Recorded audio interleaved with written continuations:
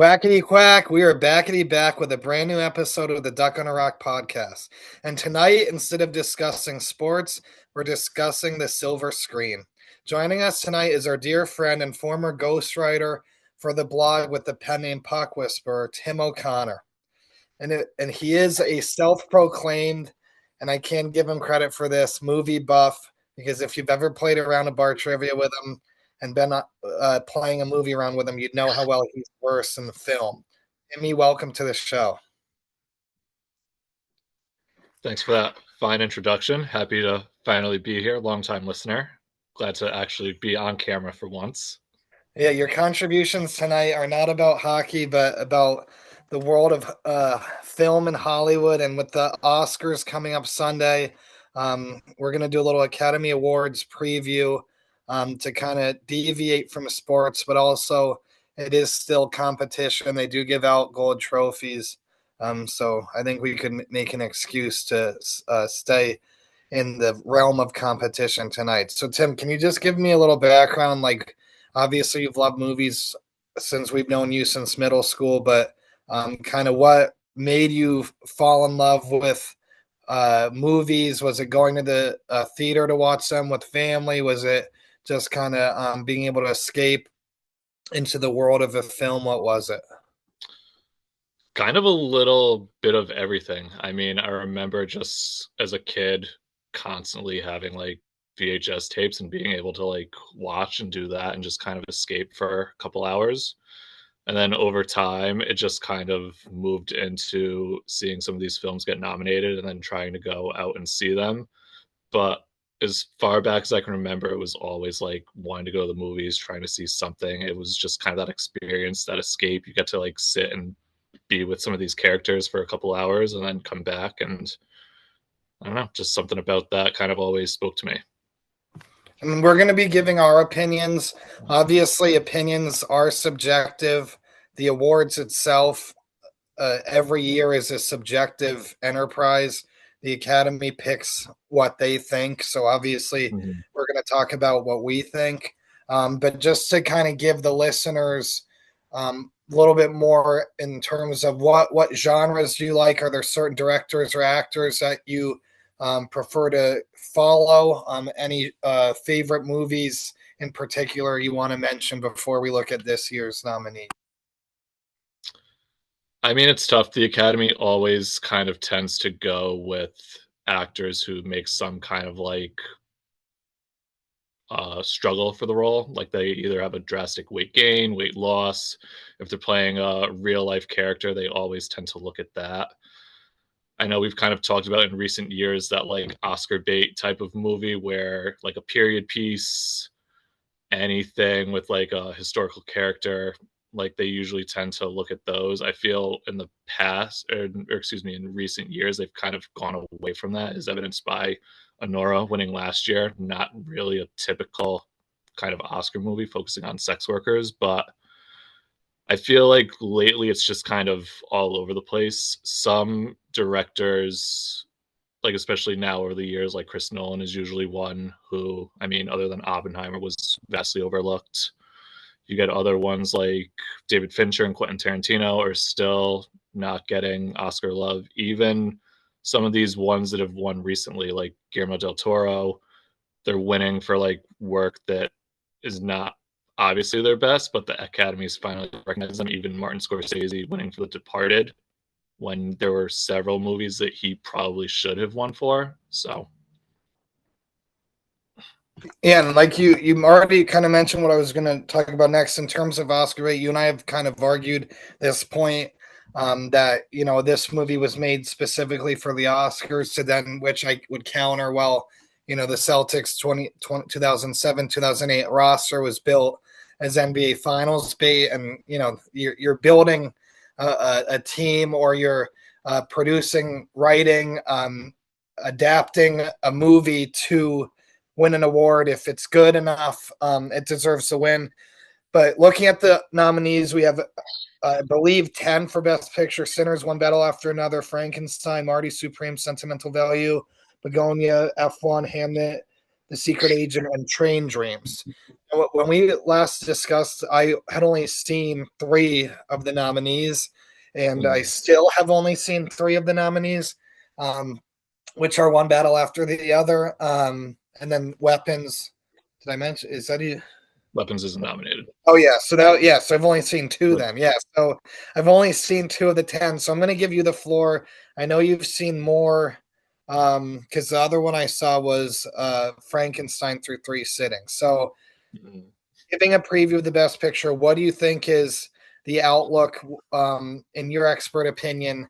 What do you see happening? And if you want to talk about your top three movies of the ones that you've that are nominated.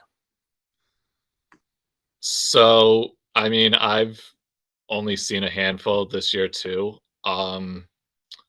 F1 is currently on my list. That one I was kind of surprised got a nomination for Best Picture. I think that will probably do well in like the technical categories like sound, but I don't necessarily see that one winning. I think this is going to be a two horse race between One Battle After Another and Sinners. I have seen both of those. In all honesty, I'm kind of surprised those two are the front runners. I know we've kind of talked a little bit about these ones. I mean, Sinners, while it's a great movie, I don't know if I would necessarily proclaim it to be the best picture of the year. Although, if we're going to compare it to One Battle After Another, I liked Sinners a whole lot more than that. Just kind of getting into, though, some of like, I've looked at some of the precursor wins. So, Sinners is only one Best Ensemble from the Actors Awards. Now, Ryan Coogler, the director of that, has also won that with Black Panther. But then you look at One Battle After Another has won the Critics' Choice Award. It's won the Golden Globe. It's won the Producers Guild. It's won the Directors Guild. And it's won the BAFTA. And typically, the Producers Guild is a good indicator of what will win Best Picture. They have gotten it wrong. The most recent one was when they picked 1917 over Parasite to win. They also got it wrong with La La Land over Moonlight, which was another kind of huge controversy. We can get into that when we talk about my top 25 Yeah, list. because I loved Moonlight and Parasite though. I loved Parasite. That was awesome. Because again, even that was one where like you didn't think the Academy was going to award a foreign film. Because that was one year where I thought 1917 was going to run away with it, and then Parasite kind of swooped in. Which again, seeing that in theater, I wish I could get that experience again to like see that all play out again. Yeah, I mean, even watching it on Netflix, just the uniqueness of the story and how creative it was. And yeah, I did mess up Weapons. I had marked for my Mm-hmm. favorite film, but I have seen Mm-hmm. Sinners and One Battle After Another in addition to Frankenstein. And I do agree with you with Sinners. We did talk a little bit in regards to just how good of a movie was. I enjoyed it thoroughly. I thought the acting was great. The cast was awesome, incorporating elements into the story, the historical perspective in the South, the music background in the South, with the Delta blues elements. I thought even, and I watched this show True South on STC Network, that really shows how you view the South differently when you learn more about it. They highlighted immigration. They had Irish and Asian diasporas highlighted within Sinners that like I didn't really know well, except for visiting New Orleans and then watching this show True South to kind of see the immigration pattern. So I thought that was really cool to have that diversity, but also it was true to the history of how towns in Mississippi, Louisiana, the southern outpost, so to speak. A lot of the times the grocers were Chinese immigrants. Mm-hmm. You had Irish coming in, especially in Louisiana, huge Irish population in New Orleans and Italians too. So like that, those are some things you don't really think about that in addition to the aspect of Sinners of African Americans trying to make it in the South as the main storyline. It was kind of a cool side note. I did the one critique I do have just because I guess seeing Midnight Mass a few years ago, and then even like Salem's Lot on the remake of HBO, kind of knowing the vampire at sunrise aspect, it didn't take away from the story at all, but it kind of gave me an idea as to how it would probably end at some point. And that fatigue is my own doing with Midnight Mass and Salem's Lot. I think if you hadn't watched a vampire thing in a long time, Sinners by far would probably be the favorite in terms of just a great movie to watch. But I thought it was awesome, and I hope there's a chance here to win. Any other thoughts on Sinners, Timmy? Well, and then even somebody had pointed out I had seen something where it's basically a remake of From Dusk Till Dawn, which I don't know if you've ever seen that, Oh, no, but it's film. basically George Clooney and Quentin Tarantino are bank robbers. They hold a family hostage. They escape to Mexico and just hide out in this bar, and then the bar is overrun by That's vampires. Salma Hayek, right? Yeah, I've seen still frames. Yes. but when somebody pointed that out, I was like, oh wait, that is kind of essentially the same movie, like kind of the whole thing with the vampires being holed up, but kind of like a different concept with the vampires being like the Irish and kind of like that whole thing, like they were segregated too. So you kind of have that whole piece as well. I think Sinners is going to end up taking Best Picture though, because one battle after another, while it's good, I think Sinners has all this momentum. It's nominated in basically every category it could have been nominated for. I don't see it particularly winning every single award, but I do think it's going to win a good chunk. And we'll get into probably some of the other categories it could get into in a little bit. But then, like some of the other Best Picture nominees, I've seen Frankenstein. I did see that in the theater. I did really enjoy that. Again, not I wouldn't consider that one of Guillermo del Toro's best. I'd still say that's Pan's Labyrinth.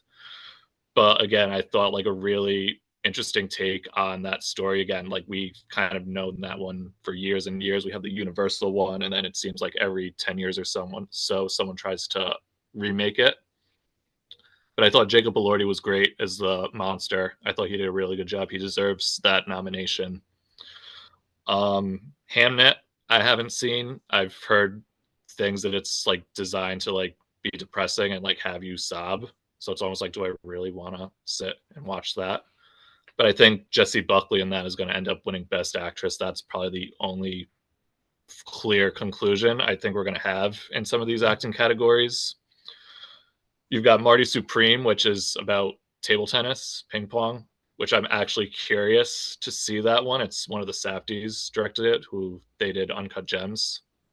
Okay. I did love Uncut Gems. But it's also Timothy Chalamet, and it's kind of going to be a lot, I feel. At least they had Kevin Garnett in Uncut Gems, even though it Right. was more eccentric. But yeah. Yeah. You've got Sentimental Value, which is from, I want to say like Sweden or Denmark, because a Okay. few people from there are kind of like highly nominated for that. So, I mean, that could get some foreign stuff. Sinners, we talked about. Train Dreams, I think Kyle had mentioned he'd seen it. I don't know. I've just seen things that it just seems boring. Yeah, I mean, and Colin did mention how he had fallen asleep to it twice, and Colin is MIA today because he's busy being a father to my nephew right now. But yeah, he did kind of give it a two thumbs down.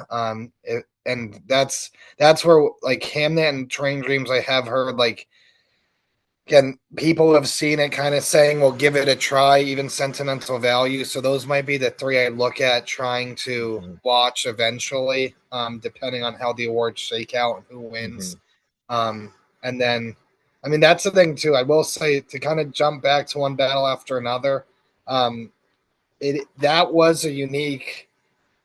That had a lot. That I did like that. There was a level of uniqueness, and we could talk about Paul Thomas Anderson if you'd like. Um, but with one battle after another, I did kind of think that it was an unconventional movie, and as you said, they have been awarding unconventional movies. Even Mm-hmm. Sinners wasn't as conventional, and you said, yeah, it's been done, but you kind of have to give props to being able to be as creative with it and make that storyline still enjoyable, despite it being overdone. But I think one battle after another the uniqueness of what it's about, and we're not trying to give away Hmm. much story or plot to the listeners, but that was just worth the watch because the way it was crafted, you could say was kind of straightforward in a way, but um, there were twists and turns and some stuff you had to figure out. Some of the stuff they foreshadowed, you kind of had an inkling of before the reveal. Hmm. But even with Sean Penn's character, like I would say that the big element in his life as well as his end, you could kind of see it coming. Right. But like for Paul Thomas Anderson, I do. Um, I've seen There Will Be Blood. I liked it a lot. I liked the minimal dialogue of showing, not telling. Daniel Day Lewis, obviously, Bill the Butcher, Mr. Cutting from Gangs of New York will always be a favorite of mine. He was incredible. A strong final symbolic scene for that movie.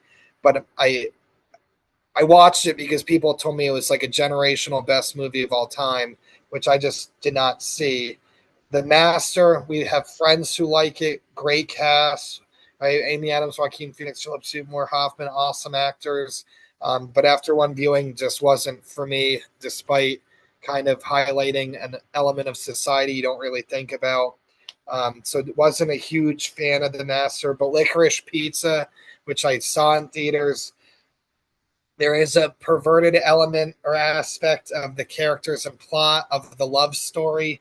I still like the movie. It was 1970s California, so the aesthetic of LA during that decade. As I told you off camera, it felt a lot like Once Upon a Time in Hollywood or The Nice Guys aesthetically, just kind of a cool vibe. So I did like of the four I've seen, that's probably my favorite Thomas Anderson movie. But I think One Battle After Another, I wouldn't call it the Grand Budapest Hotel for Wes Anderson, but I do think it it's the most complete in a way. Like I would say There Would Be Blood is probably objectively the best, but like this is, as you said, with how the Oscars are treating movies now, uniqueness, complete story. I thought was really cool, and I think the one critique I'll say, and then I'll give you the floor for One Battle After Another to kind of wrap that part up. The every We all have innate connections to our parents. The daughter, Leonardo DiCaprio's daughter, had an innate connection to her mother, but she did not know about her life. And then through that tacit connection, learning about her mother, she then kind of becomes her mother. So I'm not sure how much I loved that element to it because it wasn't, it wasn't the strongest to end on, in my opinion. I think they could have maybe had a different direction for that very ending, but that could be an argument for those who have seen it, and kind of argue the specifics about that. But any other comments on One Battle After Another? I mean, I kind of agree with you. I may anger a few listeners, but I kind of think Paul Thomas Anderson's a little overrated. I mean, right, There Will Be Blood. People like hype it up and rave about it as like the number one or like top five film of the 21st century, and I honestly don't see it. I know Daniel Day Lewis is great. I know like a lot of these other things about it, but I mean, it's just okay. And then, I mean, Boogie Nights is really well done. That was like one of his like really first movies. Like Mark Wahlberg's kind of his first big break. You still have that John C. Riley, Philip Seymour Hoffman, like all these other people like just starting to break in. And then Magnolia, his follow up, like kind of like Weapons took inspiration from that. Kind of like these interconnected stories about how all these people. That's another like really well done one. Probably one of Tom Cruise's best performances. And then I haven't seen Punch Drunk Love. Again, that was kind of when Adam Sandler's in a serious role. Like it doesn't make Which I sense. did. I did like Funny People though. I know, Right. but But I I'm not. just haven't seen Yeah, Punch Drunk Love. So I can't really speak. I may like it. I don't know. Right, The Master. I think I watched once. Could not really tell you a thing that I took away from it. It's not really one that I want to go back and revisit. Phantom Thread. I tried to watch. I think I gave it maybe a half hour and couldn't get into that. But likewise, I thoroughly enjoyed Licorice Pizza. I didn't really know what I was getting myself into, but exactly that whole like 70s vibe, like I jumped right in. I was on board. Again, like Philip Seymour Hoffman's son, I thought was phenomenal. And I think we get to like see more performances from him. I think it'll be great. And then yeah, one battle after another. Like I thought Leo was good. The performances were great. Sean Penn could potentially win Best Supporting Actor. I mean, people are raving about Benicio del Toro. I thought he was all right. He's been much better in other things, but the fact that people are saying like it's one of his best performances, he's hardly in it. Yeah, it's like only how much screen time collectively, even, Right. So, But that's where like even the Oscar bait aspect is because there's a lot of direct and not so subtle social commentary on the state of the world and the state of the country in one battle after another, which I mhm, agree with a lot of it and respect a ton of it. And that was the cool part, especially at the beginning. Not necessarily the method, but the message of mhm, what the group was trying to get across and kind of highlight what was wrong with society. And that I think kind of with how that movie developed, how it's a different kind of story um, with unique characters, and like there is still the quirky elements that Paul Thomas Anderson, at least in the mhm, the movies I've seen of his, especially The Master, obviously, but even Licorice Pizza, despite the seriousness of the movie, there is sort of quirky elements where you mhm. see through the characters' actions and the dialogue, and just how the details included that I think make it a really really strong movie. So you said that, but you believe that Sinners will take Best Picture, correct? Just to get I that think set in so. stone. If I I I could see Paul Thomas Anderson taking Best Director. I could see them splitting it. I did see another thing though, where it's like the fact that Sinners was nominated in every single category it could have earned one. Then people were like, well, if that's not the best director because he's doing all these things to like get all these people to be the best of what they're doing. Mhm. But at the same time, the Academy's never given it to an African American person for best director. So would Sinners be the first movie to do that for though, like a vampire movie in the South? Yeah, I mean that's the thing. Obviously, if those listening have read the blog, and we'll see how March Madness shakes out in this hiring cycle because we saw the NFL hiring cycle shook out. I think everyone kind of knows my opinion on sort of having to highlight the inequities of certain award shows and just hiring cycles in sports, where like I mean there's got to be a time at some point, like you said, if they're looking for some masterpiece to do that. I doubt that's what they're waiting for and why it hasn't happened yet. And in a year where it does seem, as you said, the momentum is pointed to these two movies in a sense for Best Picture. The time was yesterday, but maybe the time is now. And you already talked about Best Director a little bit. Any other movies that you want to talk about, or just if we want to do a quick rundown of sort of the awards you've gone through and sort of made predictions or get Um, thoughts on. the only other Best Picture winner I've seen is Secret Agent, and even that I only saw. I think I gave myself like almost an hour and a half of it, and it's over 2.5 hours, and nothing happens. Like it's just talking. Like it seemed like a cool concept, but like I was kind of intrigued. Like it's from Brazil. Like Brazil just won Best International Feature last year, and I was like, I don't understand how I can. This has another hour to go. Like Well, that's nothing. how I felt with Frankenstein, Timmy. Because, like I said, it took me three sittings, and even though I liked the story, like it felt like it dragged out to me at times. Like costume, wardrobe, incredible. The imagery, Mhm. photography, certain scenes were awesome to see. But then some of those slow moments where like it felt like I was maybe that was the point that it felt like I was building the monster with him. But even the story was great, but the order of the events, the plot, like I don't think they needed to start from the end. Even Mhm. though I thought the ending was cool, like I don't Yeah. think I needed that. to start with. Maybe just kind of get into the action and tell it to me straightforward. It probably would have been better, in my opinion, as a miniseries. I think I would have enjoyed it if it Maybe. was chopped up into a miniseries. But sorry, go ahead with But no, I think Frankenstein could win in makeup. I think it could win like production design. Like I know they built a lot of those sets, so I mean that would be good. I enjoyed the cinematography. I mean, I could also see Sinners taking that one. But as far as some of the other races, I know Best Actress is basically going to be Jessie Buckley for Hamnet.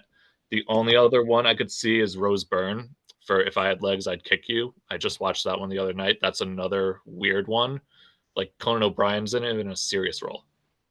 Like I'd love for him to like kind of shout it out. He's hosting again, so I think that'll kind of be cool to see. But best actor, kind of Timothy Chalamet had kind of built the momentum at the beginning. I think it's kind of swung toward Michael B. Jordan. So I wouldn't be shocked if Michael B. Jordan, after winning at the Actor Awards, will take Best Actor. and that's and even like and I think too the cool thing is after these awards, you know, I know it's been decided and stuff, and this year more than what I've been doing a lot is watching who wins after the fact. I don't keep up as well as you do, obviously, but even seeing Sinners as far back as I did, I'd love to rewatch it. Even like some of the musical elements of it, kind of, the Robert Johnson sort of indirect aspect, looking at it from a more historical perspective again. I think I'd enjoy a rewatch, especially if it wins. But any other sort of notes or thoughts before we kind of? I know we're short, a little more short on Yeah. time for this one.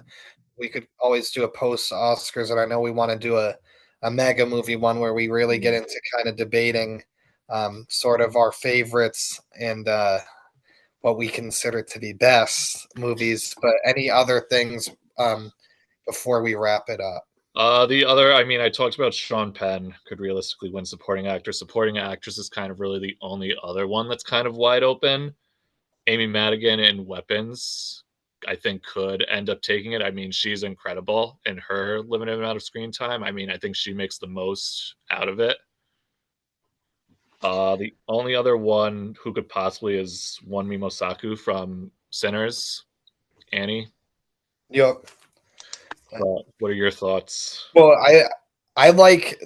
I'm glad you brought weapons back up, just because I did have that noted as like so for weapons. I saw the trailer. I think it was a commercial or something, and I saw it on HBO, and I did not realize what I was getting into, maybe, and that's probably why I like it so much, because I didn't I confused it with the show of the prequel to It, like Welcome to Oh, Derry. okay. So like I remember I noted both of those, and I knew one was the prequel, and then I was like, oh wait, no, this one's the movie, and I was like, okay, this just the kids running, and it was a cool, very scary scenario, right? Because it's Mhm. yes, there's a supernatural aspect to it, but it could be, the preview, the trailer made it seem sort of possible to happen, right? Mhm. Before you know what kind of is going on in the background, it's like, okay, these kids aren't here anymore. And then I've loved Julia Garner since Ozark. Like, she's awesome. In the roles I've seen her, the cast was strong. Like, they all had strong performances, but I also liked the storytelling aspect where you got to know the background of the characters through. Again, I don't want to give away the plot, Right. but you got to know the characters, right? Like Mhm. when you see the characters and you see them in scenes and you don't know what's going on with the kids and you don't know what's going on with the characters, the way the movie is and how they tell the story, you see a bunch of characters, their background, who they are, why they are who they are, right? Like what they've gone through, and that was cool. Where it's a level of storytelling that, again, showing, not telling, but also gave a really cool lens into their lives and was a unique way of showing the characters and developing the characters while kind of keeping really the entire time keeping it on plot on topic. Right. I mean, that one I kind of went in blind too. I kind of just knew the basics, like bunch of kids disappear and it was kind of interconnected, and that was all I really knew. And so then like kind of getting to, as you pointed out, seeing each of these characters like oh, Josh Brolin's in the background of this scene. And then you kind of like then get it from his point of view when he's at the meeting, not really giving too much away there. Yeah, no, Then yeah, like that's what I was trying to tiptoe around. Yeah, but and no, then you're just right. like other There's things a you kind of meaning. like when Julia Garner's in the bar and her ex shows up, and it's like she approaches him, but then when you see it from his point of view, they're kind of like timid or something. So it's kind of like how each character kind of perceives the event. So you kind of get these like different, like kind of like contrasting point of views, which I thought was kind of good too. And Yeah, then it's obvious, but all it's hell not. breaks loose. Yes, yeah, and then when that happens, you're more equipped to understand, but also it shows you, okay, this happened, and then you're gonna learn more about this character too. So it kind of gave you information as you needed it, while still you were informed but still surprised. I think that's Mhm. what I liked about it, and that Sinners was awesome. One Battle After Another was awesome, but I did like I would say Weapons was kind of the one that, the next morning you wake up and you're thinking like that was a cool movie. I'm glad I watched it. Mm-hmm. Um, so yeah, as we, I mean, this was our first foray into film podcasting. So Timmy, I'll give you the floor before I wrap it up for any final thoughts as we head into the Oscars. Conan is hosting, correct? Yes. That is kind of cool. Where Conan O'Brien, who's hosted it before, hosted at least a ton of shows before. Mhm. He's the one who was in a movie, Yeah. despite me seeing it, you seeing it. That's cool that he was in a movie. So I'm sure I would hope he, makes a nod to that in his dialogue, or does some sort of funny satire to that. But any final thoughts before I close this out, Timmy? And then the other thing I think will be cool is like him playing up the whole like Irish bit and him like doing something with Sinners. Like if he Yeah, like cuts himself in or edits himself into it, I think I'll kind of that be yeah, incredible. Like, he shows that up after the fact of like, oh, I thought we were doing this. Like, yeah, that would be a classic. Yeah, if we could get a classic Conan of that, like I'm not gonna. I'm I've recorded it in the past. I'm sure my mom's gonna be watching it, so I'll tune in and out or rewind it. But that would be cool to get some classic Conan elements. But yeah, I think yeah. Go ahead, Tim. I think it might. I think as things are going, I think it might be Sinners. They'll split with that, and Paul Thomas Anderson will get director. But I'm Yeah, excited to see what's going to happen. So kind of better than last year's Oscars. So we'll see. yeah, and if we get some surprise winners, that'll give us reasons to watch, or give us more movies to watch, or maybe even give other movies a second chance or a second try. For sure. But Tim, thanks so much. And again, with hopefully we'll kind of talk more about movies throughout the year, not just around Oscar time, because we have kind of talked about trying this, especially sort of how we're very opinionated with movies. But this was sort of a straight fastball episode, so maybe the next one will have a little bit few more curveballs. So yeah, once again, shout out to Colin, taking care of his son. Tim for joining us with the short time we had available, as well as our producer Matt we met, who's always behind the glass, or in this case, behind the curtain or projector, getting this episode done quickly for us and setting it up on short notice. So really appreciate all of you. And I know a lot of people this weekend, all the award winners will be thanking the Academy. But tonight, I'd like to thank all you listeners. Thank you, as always, for being part of our flock.